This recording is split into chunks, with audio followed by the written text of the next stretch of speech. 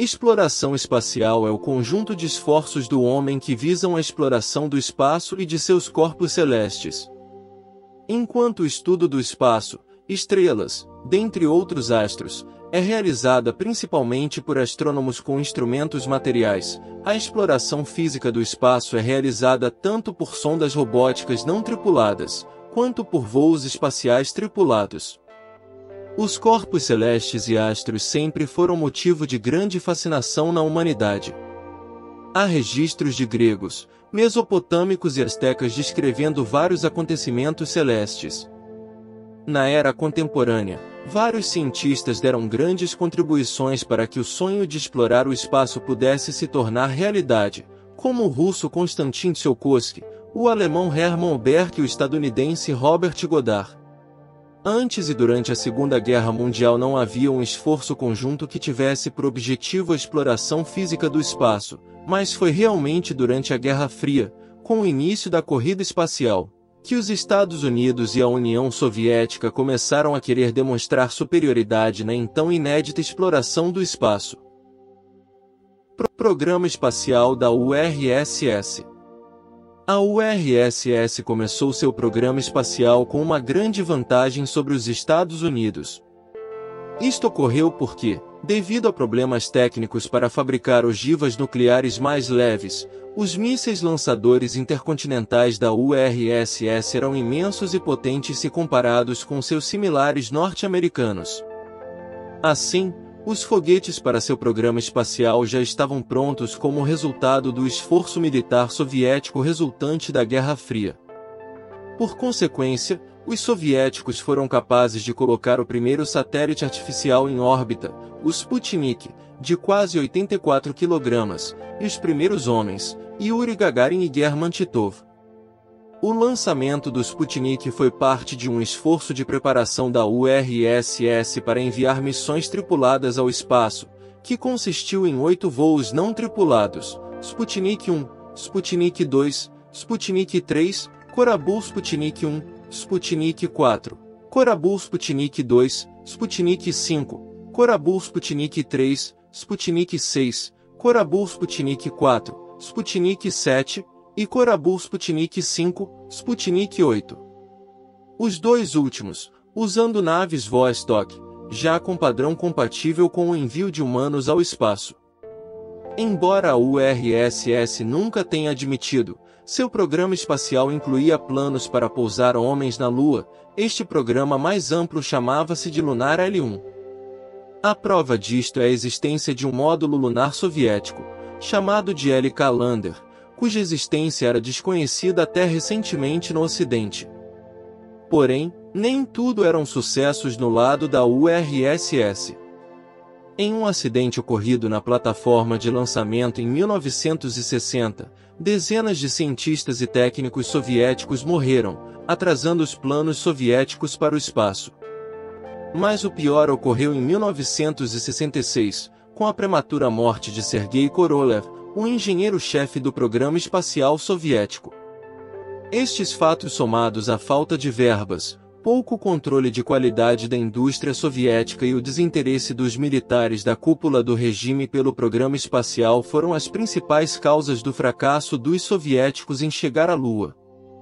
O programa espacial da Rússia, a herdeira da ex-União Soviética, conta até hoje com a nave Soyuz, a espaçonave mais antiga da história da exploração espacial ainda em uso, e também com a nave de carga Progress, uma versão modificada da Soyuz, que está sendo usada para abastecer a Estação Espacial Internacional, bem como com um poderoso lançador, o foguete Proton.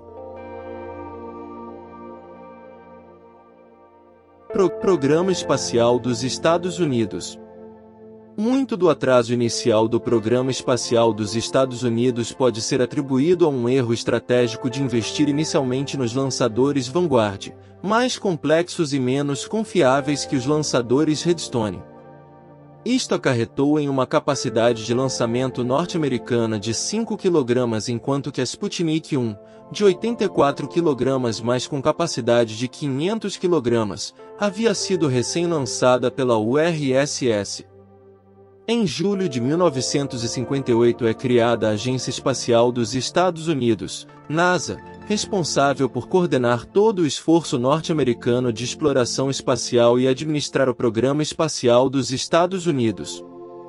O Programa Espacial dos Estados Unidos iniciou com o Projeto Mercury, baseado em uma nave com capacidade para um astronauta e manobras em órbita da Terra. 6 missões Apollo pousaram na Lua, no total de 12 astronautas que caminharam na Lua. Após a missão Apollo 18, a NASA abandonou a nave Apollo para desenvolver um veículo reutilizável, chamado ônibus espacial, que entrou em operação em 1981. Embora o ônibus espacial não seja totalmente reutilizável, como era pretendido no início do seu desenvolvimento, acabou atendendo às necessidades da NASA até recentemente.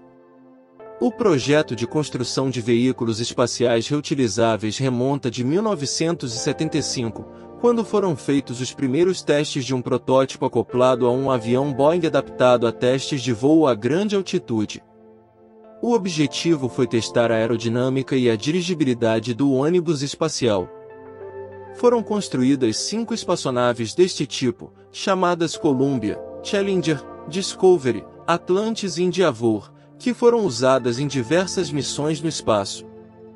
Destas apenas a Discovery, a Atlantis e a Endeavour ainda existem, já que as outras acabaram destruídas em acidentes que se tornaram tragédias da história da exploração espacial.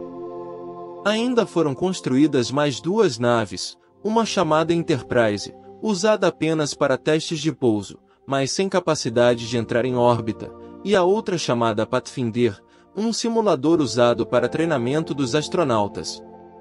Na década de 1980, os Estados Unidos desenvolveram tecnologias de armas espaciais e de guerra espacial, que quase resultaram na militarização do espaço.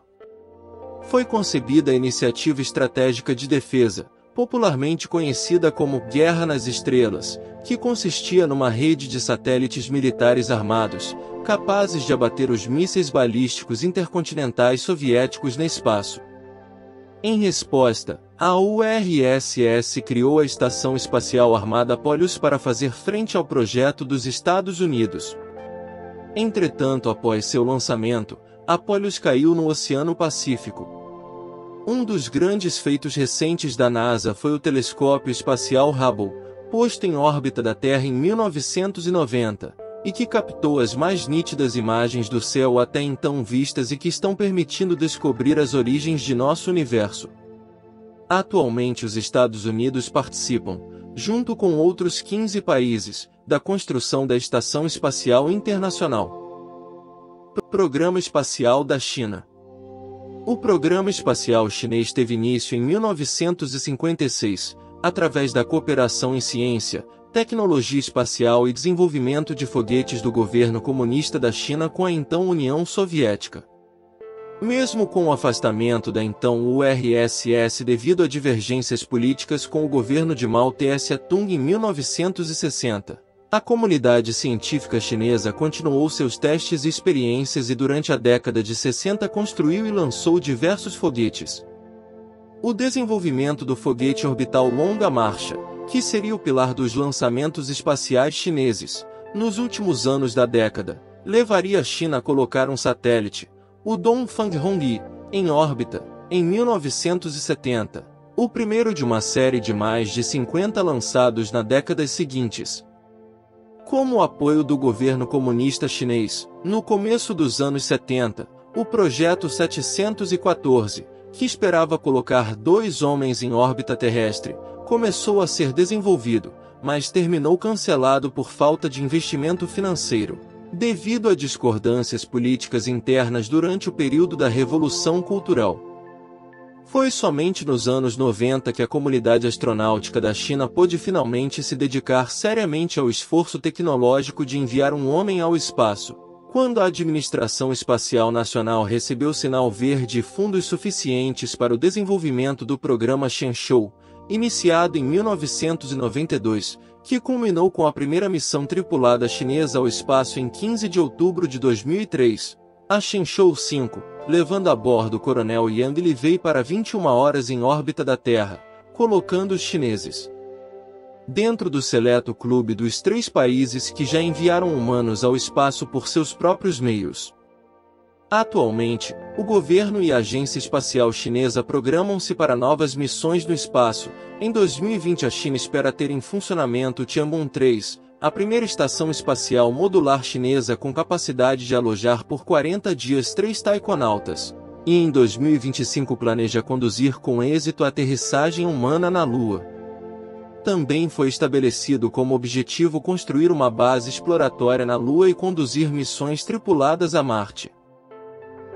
Outros programas. Recentemente, os programas espaciais dos Estados Unidos e da Rússia começaram a receber concorrência de programas de outros países, tais como a Comunidade Europeia e o Japão. A Agência Espacial Europeia conta com um ótimo lançador para satélites, o foguete Ariane. A agência também desenvolveu um veículo reutilizável semelhante ao ônibus espacial americano, chamado Hermes. No entanto, devido aos custos, o projeto foi abandonado. Também começaram as primeiras tentativas privadas de exploração espacial e voos espaciais privados, como é o caso da Spaceship One, que foi bem sucedida em enviar astronautas em voos suborbitais acima de 100 km de altitude. Atualmente, um reprojeto para 6 tripulantes e 2 pilotos chamado Spaceship Two, bancado pela companhia Virgin Galactic, pretende levar turistas espaciais ao custo de $250 mil a viagem. Estes voos foram programados para iniciarem em 2015, inaugurando uma nova era de turismo espacial. Apesar desses desafios, a exploração espacial continua sendo uma das maiores realizações da humanidade e uma fonte inesgotável de inspiração e descobertas. À medida que avançamos no século XXI, a exploração do espaço continua a se expandir, com planos para retornar à Lua e enviar missões tripuladas a Marte e além.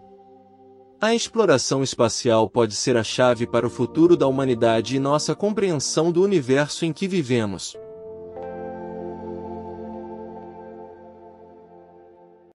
No próximo episódio, uma das luas do nosso sistema solar pode conter vida? Veremos no próximo vídeo. Iremos descobrir que a vida não é exclusividade de planetas e que luas também pode abrigar vida. Obrigado por assistir, e por favor inscreva-se no canal para não perder os próximos episódios e nos ajudar a manter este projeto.